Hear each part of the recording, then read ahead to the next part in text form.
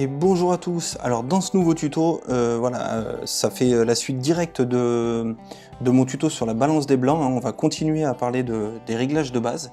Voilà, on va parler de la tonalité et de la présence. J'avais dit dans la précédente vidéo que je le ferais peut-être en 2 vidéos. Finalement je vais le faire en une seule, ça sera largement suffisant. Donc pour la tonalité, j'ai choisi cette photo. Alors il y a plein de choses à faire. D'ailleurs, cette photo, je vais l'utiliser pour plusieurs vidéos, donc notamment pour tout ce qui est exposition, pour l'utilisation d'un filtre pour éclaircir son visage, et même la suppression des défauts pour enlever ce poteau rouge qu'il y avait dans le fond. Donc voilà, on va la corriger un petit peu petit à petit au fil des vidéos. Et pour commencer, alors en ce qui concerne la tonalité, on a 2 réglettes. La première qui concerne l'exposition, donc l'exposition globale de votre photo. Donc si vous allez sur la droite, vous corrigez une sous-exposition, c'est-à-dire que vous éclaircissez votre photo. Et si vous allez sur la gauche, vous corrigez une surexposition, en assombrissant la photo.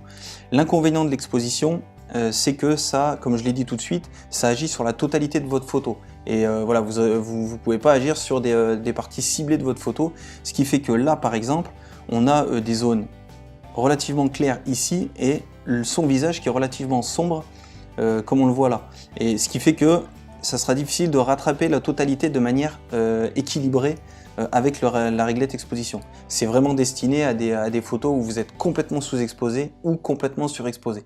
Hein, c'est pour gérer de manière globale votre photo. Le contraste, lui, va vous permettre de gérer la différence entre les tons les plus clairs et les tons les plus sombres. Alors, si vous allez sur la droite, vous allez augmenter cette différence entre les tons clairs et les tons sombres. C'est-à-dire que vous allez éclaircir encore plus les parties claires et assombrir encore plus les parties sombres. Comme on le voit ici en allant à l'extrême. Vous voyez, les parties claires sont plus claires et les parties sombres sont plus sombres. D'ailleurs, fixez l'histogramme qu'il y a ici, vous allez voir que il va s'écarter de chaque côté. Je vais bouger et vous allez voir l'histogramme. Voilà, vous voyez, il part à gauche et à droite. Alors, je l'ai fait peut-être un petit peu rapidement. Vous voyez là, il s'écarte sur la gauche et sur la droite pour aller chercher des tons plus sombres et des tons plus clairs. Et si vous le faites à l'inverse, ben vous allez réduire cette différence. C'est-à-dire que les tons clairs vont s'assombrir et les tons sombres vont s'éclaircir. Et vous allez voir l'histogramme qui va se rapprocher du milieu. Et je vais le faire tout de suite. Regardez l'histogramme. Hop, et vous voyez que tout se rapproche, vient se concentrer vers le milieu. Le problème avec ce réglage-là, c'est que vous ternissez un peu, voire beaucoup la photo. Donc là aussi, c'est exactement un peu la même chose que l'exposition. Ça joue sur la globalité de votre photo et c'est pas toujours très pratique de gérer au mieux si vous avez des grosses différences d'exposition sur votre photo, comme on peut avoir ici entre son visage et son chapeau par exemple, et son bonnet. Donc ce que je vous conseille d'utiliser après, c'est les 4 réglages qui sont ici. C'est vraiment les réglages qui sont importants et que vous allez retoucher systématiquement.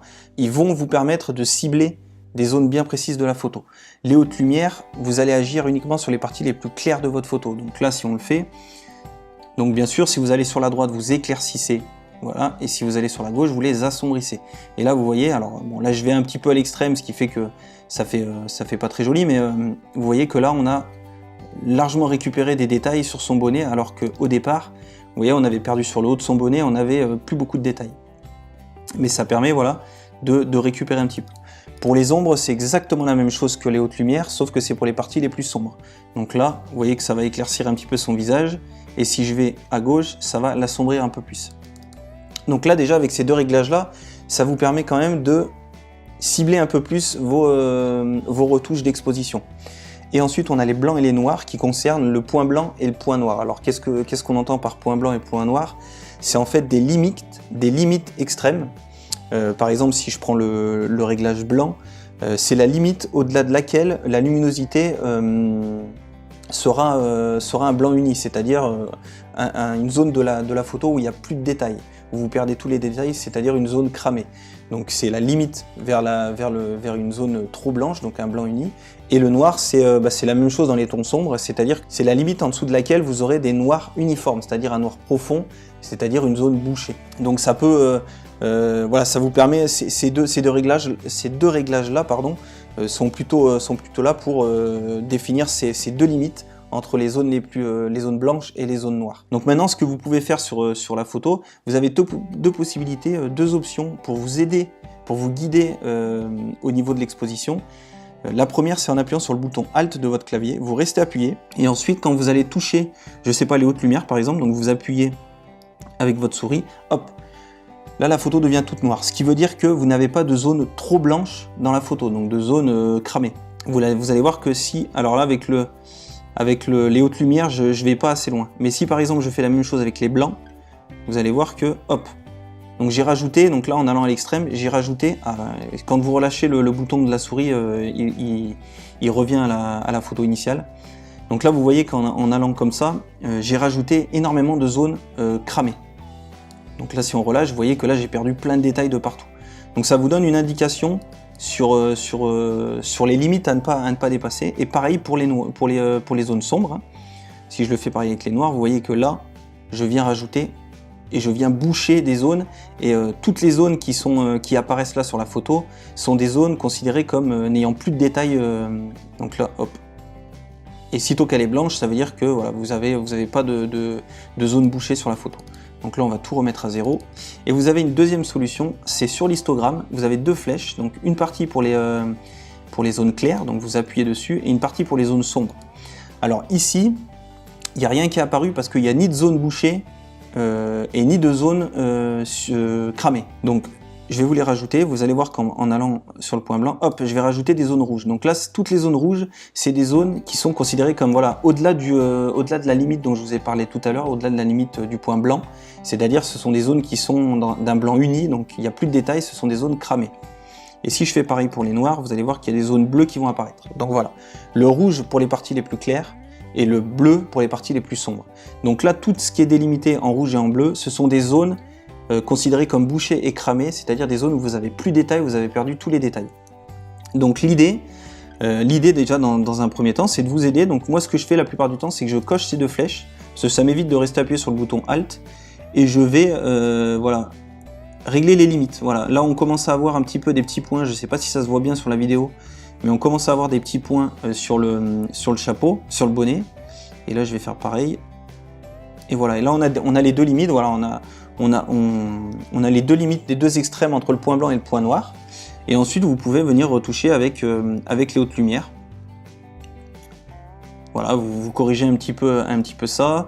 Vous augmentez un petit peu les ombres pour essayer de rattraper un petit peu le tir sur le visage. Volontairement, j'ai pris cette photo parce que pour aller retoucher le visage de manière encore plus précise, il va falloir utiliser notamment le filtre radial qu'on va utiliser. Je vais vous la présenter dans la vidéo dans la prochaine vidéo.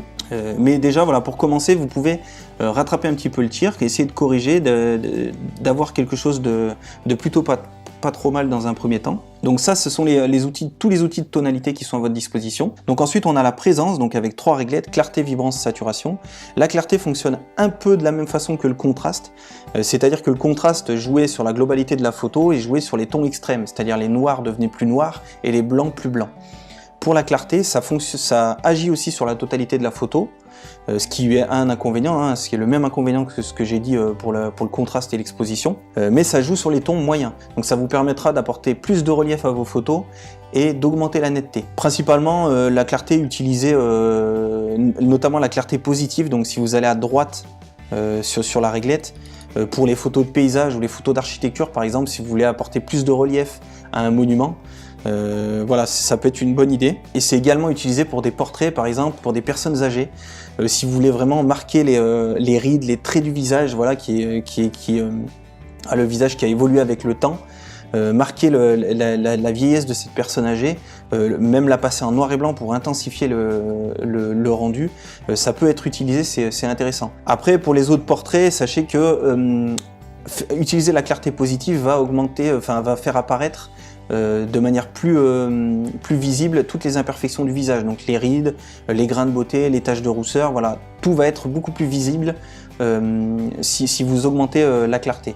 Maintenant, ça peut être aussi dans l'inverse, la clarté négative, qui permet d'ajouter de la douceur. Alors là, on va le voir, si je le fais, vous voyez que là, notamment le visage, il y a une espèce de voile duveteux qui s'est rajouté sur toute la photo, et qui peut être utilisé pour adoucir la peau d'un visage, par exemple. Alors après, Comme je l'ai dit tout à l'heure, la clarté, c'est comme le contraste et l'exposition, ça agit sur la totalité de la photo. Donc il est préférable d'utiliser la clarté sur des zones plus sélectives, plus ciblées de votre photo. On le verra notamment dans le filtre radial dans la prochaine vidéo, ou avec le pinceau de retouche.